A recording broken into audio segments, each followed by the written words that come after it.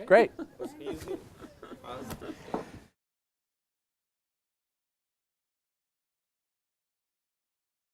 I think I would work to change the incentives that we give our farmers. Right now, the main incentives we give our farmers is to grow as much food as you can. Very few kinds of food: corn, soy, wheat, rice, cotton. That's it.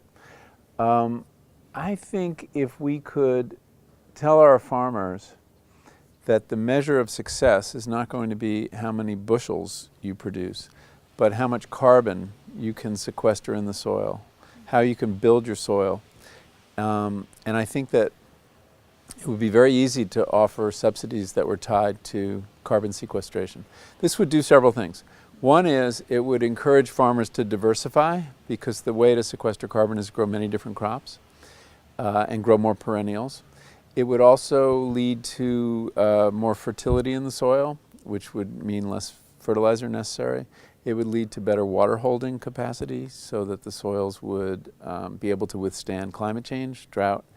So it would have a whole lot of positive effects by encouraging that one change, which is more carbon bound in the soil. And so that's one thing I would do, I think, and I think it would be very, very powerful. The other thing I would do is create a benchmark or a standard so that every policy, every agricultural policy, has to support our health objectives and our environmental objectives. Right now, our agricultural policies are simply supporting cheap food and keeping farmers alive. And that's important to have support for farmers. But right now, the way we're supporting farmers undercuts our health objectives and undercuts our environmental objectives. And that's crazy.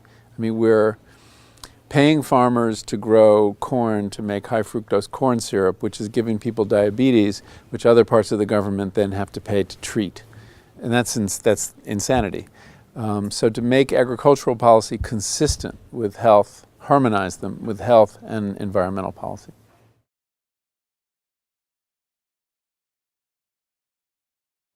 Well, there's not a lot of political support for TTIP.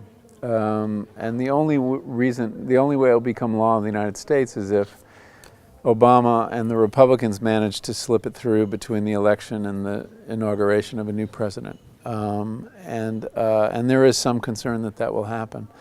But I'm not a close student of TTIP. I haven't read about it in great detail, but there are things that I know about it that are very concerning. The most important being that it allows corporations to sue governments for any loss to their profits because of a regulation. And that's crazy. I mean, obviously we have certain regulations that diminish the profits, but they do that to help the public, whether it's a food safety regulation or environmental regulation. So I really worry that a lot of the hard work has been done to protect the consumer, to protect the animals, to protect the workers, could be gutted under TTIP, and I think that would be a travesty.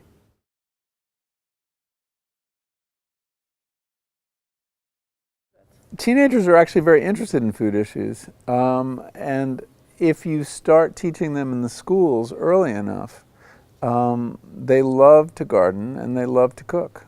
And so I think the best way to get them to learn about food is to do both those activities. They love to learn with their hands and their senses.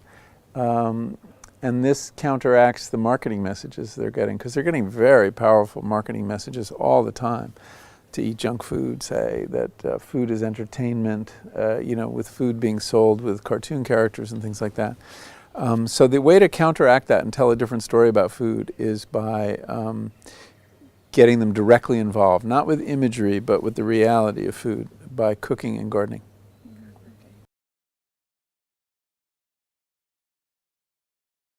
We've already made a change with our everyday eating choices. People in America have built a $40 billion organic market. I don't know how big it is in Italy.